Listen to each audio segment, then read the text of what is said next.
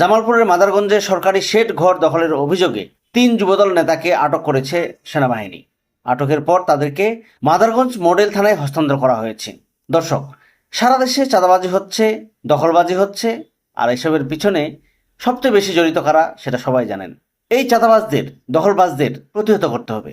এখনই যদি প্রতিহত না করা যায় তাহলে ভবিষ্যতে আমাদের জন্য দুর্ভোগ আছে। দর্শক, এ বিষয়ে আপনার কোনো মন্তব্য থাকলে কমেন্টসে জানান। ভিডিওটি ভালো লাগলে শেয়ার করুন। ধন্যবাদ।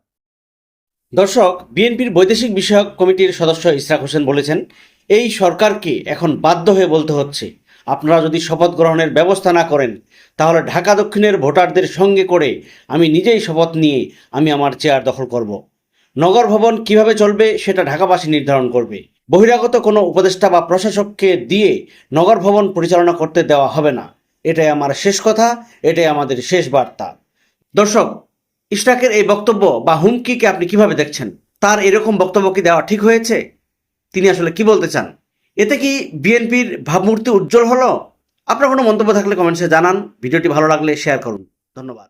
নির্বাচনী রোডম্যাপ ঘোষণা যত দেরিতে হবে, সরকারের উদ্দেশ্য নিয়ে ততই প্রশ্ন উঠবে।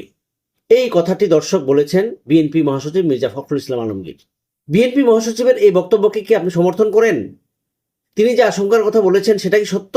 কি মনে হয় আপনার? কমেন্টসে জানান। ভিডিওটি ভালো লাগলে শেয়ার করুন। বাংলাদেশের স্বাধীনতা যুদ্ধে অনন্য অবদান যে কয়েকজন মানুষের আছে, তার মধ্যে অন্যতম একজন তাজউদ্দিন আহমেদ। এই তাজউদ্দিন আহমেদের নামে একটি কলেজের নাম পরিবর্তন করা হয়েছে, এরকম একটি খবর এসেছিল এবং এটি একটি সত্যি ঘটনা। সারা বাংলাদেশে কয়েকশো কলেজের নাম পরিবর্তনের জন্য একটি চিঠি ইস্যু করা হয়েছিল। এ নিয়ে তাজউদ্দিন আহমেদ সাহেবের ছেলে সোহেল তাজ ফেসবুকে একটি রিয়াকশন দিয়েছিলেন এবং বিষয়টি নিয়ে নানান মহলে সমালোচনা হয়েছে। তখন স্বয়ং সংস্কৃতি উপদেষ্টা মুস্তফা সরোয়ার ফারুকী ফেসবুকে একটি স্ট্যাটাস দিয়েছেন এবং তিনি সেই স্ট্যাটাসে নিশ্চিত করেছেন যে এই কলেজটির নাম পরিবর্তন করা হচ্ছে না, সেই মর্মে চিঠি দেওয়া হয়েছে।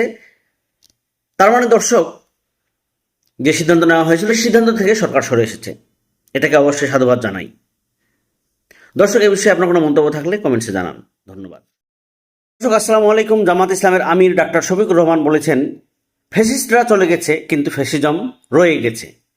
তিনি বলেন, যারা জীবন বাজি রেখে লড়াই করেছে তাদের উদ্দেশ্য ছিল ফ্যাসিস্ট এবং ফ্যাসিজমকে বিদায় করা, কিন্তু ফ্যাসিস্টরা চলে গেছে, ফ্যাসিজম রয়ে গেছে। দর্শক, এই বক্তব্য নিয়ে, জামাত ইসলামের আমিরের এই বক্তব্য নিয়ে আপনার কোনো মন্তব্য থাকলে কমেন্টসে জানান। ভিডিওটি ভালো লাগলে শেয়ার করুন। ধন্যবাদ। দর্শক, আসসালামু আলাইকুম। স্বাগত জানাচ্ছি আমার কথা শুনবার জন্য। বিএনপির স্থায়ী কমিটির সদস্য সালাউদ্দিন আহমেদ অবশেষে আন্তর্জাতিক অপরাধ ট্রাইব্যুনালে গুমের অভিযোগ দায়ের করেছেন এতদিন পর। তাও তিনি করতেন কিনা জানি না, কারণ কয়েকদিন আগে ইলিয়াস হোসেন, প্রবাসী সাংবাদিক ইউটিউবার, তিনি এই বিষয়টি ফাঁস করেছিলেন। কেন অভিযোগ দায়ের করেন নাই সালাউদ্দিন আহমেদ, সে নিয়ে চরমভাবে সমালোচনা করেছিলেন। একই সাথে পিনাকি ভট্টাচার্য, তিনিও সমালোচনা করেছিলেন।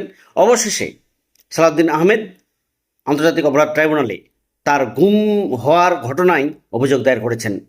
তবে এত দেরিতে তিনি যে অভিযোগ দায়ের করেছেন এজন্য দুঃখ প্রকাশ করেছেন। দর্শক, এই বিষয়ে আপনার কোনো মন্তব্য থাকলে কমেন্টসে জানান। ভিডিওটি ভালো লাগলে শেয়ার করুন। ধন্যবাদ। যদি রাষ্ট্র চালাতে ব্যর্থ হন তাহলে দায়িত্ব ছেড়ে দিতে পারেন। প্রধান উপদেষ্টা ডক্টর মোহাম্মদ ইউনূসকে উদ্দেশ্য করে বিএনপির আন্তর্জাতিক বিষয়ক কমিটির সদস্য ইশরাক হোসেন এই মন্তব্য করেছেন। তার এই বক্তব্যে অনেকেই নেতিবাচক নানা মন্তব্য করেছে। অনেকে বলেছেন, ক্ষমতায় কি ডক্টর ইউনূসকে বিএনপি বসিয়েছে? বিএনপির কথায় কি ডক্টর ইউনূস চলে? অথবা ডক্টর ইউনূস বা অন্তর্বর্তীকালীন সরকারের উপদেষ্টারা কেউ কি বলেছেন তারা দায়িত্ব পালন করতে ব্যর্থ হয়েছেন বা তারা দায়িত্ব পালন করতে পারছেন না? তাহলে ইশরাক হোসেনের এত জ্বলে কেন? দর্শক, এই বিষয়ে আপনার কোনো মন্তব্য থাকলে কমেন্টসে জানান। ভিডিওটি ভালো লাগলে শেয়ার করুন। ধন্যবাদ।